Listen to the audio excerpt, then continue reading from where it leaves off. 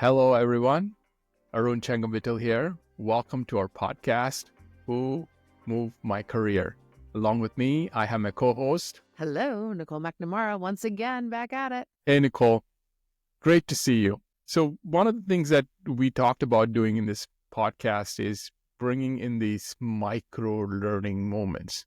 And this is unlike Joe Rogan podcast, which runs for 4 hours and so on Who and so has forth. time for that? Yeah, no one has time for this, right? So we're going to drop in a few micro learning moments. So let's talk about it. And this is an interesting one that you experience, and you're bringing your vulnerability to this podcast. You're bringing your vulnerability to our listeners.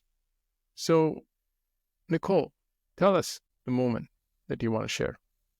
You know, one of my personal mantras has always been that growth and comfort never coexist. And I thought that was just a super great quip. I can't exactly remember who told it to me or who originally said it, but I just think it's so true. And I've said it to multiple people as I've mentored them and whatever. But then all of a sudden, like the whole discomfort thing comes for you. And now it doesn't feel so interesting to say that anymore because holy crap, it's uncomfortable. So I just find it ironic that was it still is. I mean, I still do believe that growth and comfort rarely coexist, but man, the discomfort is not fun. So this week I received not one, not two, not three, but a whopping 4 rejections. And it takes a lot of vulnerability to go onto a public broadcast and say, hey, I was told no from 4 potential employers today. But there's something really important that I think folks need to learn. The first one is these rejections fell into 2 buckets. One of them we talked about in episode 1, which is like the auto rejection. And these were applications that I applied to on LinkedIn for a job that sounded great on paper. And I got the thanks so much for your interest, but we are not going to be moving forward with your candidacy. And my rational mind tells me that these things were total bullshit to begin with. And that, some bot is reading my resume on the other end and blah, blah, blah. And I believe that most of that is true. Unfortunately, it doesn't have the same effect on your emotional state because it's kind of like a gut punch. And then you get 3 of them in a 24-hour period. And it's like, right. And so now all of a sudden your resiliency, which I believe I have a super high threshold on, is diminishing much quicker because each one of them has a compounding effect. So A, I know they're probably bullshit. B, they're probably not the jobs that are meant for me anyway. But C, none of those 2 first things matter because it all feels terrible. And then there's the job that I actually really did want. And the job that I have been talking to folks about for the better part of 6 months. 11 interviews at the highest level of the organization. And that one hurts, and it hurts real hurt. And you have to sit with that, and you have to feel the feels, as I like to say. And it's okay to put your head on the table, to bang your head into a wall, to order a second glass of wine, because it does hurt. Like I was told this was not going to be the outcome, and yet nothing is done until it's done. And it's an important reminder not to single thread yourself or to put too many eggs in one basket. But the other thing is give yourself 24 hours to be pissed and to be sad and to order the extra glass of wine. But you got to wake up the next morning and brush yourself off. And I know people who have gone through this and a week later, they're still mourning what was. And the first thing I did when I got this, other than tell my husband, was I hopped into our Phoenix Club chat and I was like, y'all, it didn't happen. Now, of course, you guys are all aware of what I'm talking about. You're all aware of the opportunity. You've all helped me through preparation and things like that. And so I hope you guys were also as irritated with this news as I was. But that was the group that I went to immediately upon getting the news. Yeah, this brings a very interesting topic, never search alone. And right, because it's not just the search. It's also the process of rejection and part of it. And everybody said something amazing, but 2 things stuck out to me. One was, screw them, it's their loss, which is always nice to hear. even if you don't totally believe it. And I think you guys do, but whatever. And then the other one was, I believe that this is a result of this not being the right opportunity for you, and that this door may be closed because another window is opening.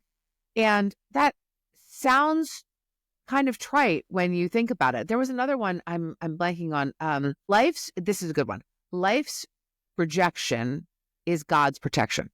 Now, I am not a religious human, but if you believe that, as I do, that everything happens for a reason in some metaphoric sense, it's probably true, right? Like this wasn't the thing for me for whatever reason.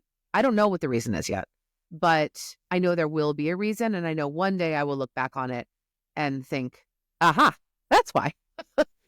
They could be bankrupt in 6 months, or the entire executive team could be laid off. And, in my job, I spent, this about what I used to do. I spent so much time in the C-suite, and I saw these tumultuous, huge decisions that were weighing on people. And then you would see an activist investor come in and wipe out everybody in one foul swoop, right? So while I have seen it and helped countless C-suites through those moments, it still doesn't make it feel any better when it happens to you, even though I know the story. I have read this story. Hell, I've even helped write to some of these stories, but it still hurts when it happens, and that's okay. So personally for me, Nicole, after we talked, we spoke, right, after this, and we were in chats, and I have like 3 takeaways. You always do? Yeah. I love it. Let's hear the 3. And number 1 is kind of an extension of never search alone, which is never experience alone. Whatever emotions that you're going through, especially when you are in a market where there is a high level of unemployment and white collar recession.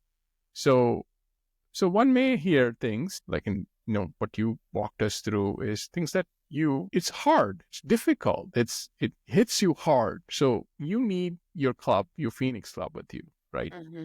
And so that's number 1. Number 2, which I think you very eloquently articulated, whatever the right word here is, that it's their loss. It's their loss. And number 3 is it's probably not a good fit. Yeah. I think that's the tough one. Was I wrong this whole time? I don't know. Maybe. I think it's we all self-doubt. We all go between our gray zones and blue zones, and it's important to find your friends and right thought in your blue zones, and that's kind of what you're sharing with your audience, like how you went through this in a matter of 24 hours, and this is the job that you always wanted, and you went through it, and then you're like, okay, I'm bouncing back, and I'm gonna bring my swagger, and you're here, and kudos to you. That is incredible. Well, it's a vulnerable moment. But the last thing I would say, because we do want these to be like little quick bits, is I also loved the process. And there were 11 interviews. So that means I have 11 new people that have heard my most recent story, that understand the value, and that I know I could call, email, write to. Not for, like, I wouldn't be like, hey, do you have something? I mean, that's not the right response. But this is one more way that you strengthen the fabric of your network, which we know is your net worth. So from that perspective, I have 11 new friends, and I'm pretty pumped about that, because they're really, really, really smart people that are doing something in an area that I'm super interested in. And I would love to stay connected, if for no other reason than one day they may be on the other side of this and I could help them. So all of this stuff comes in roundabouts. Doesn't mean it doesn't suck when it happens, but there is always some greater reason for it. And I'm glad I have 11 new friends, and I remain indebted to this friendship and to the Phoenix Club, who helped take me through it. So I hope this is helpful for folks. It's okay. You'll be here. Hop on, drop a comment in if you've been here and you want to join the 24-hour pity party. But then, 25 hours, you're back on the horse. So go get it. Thank you, Nicole.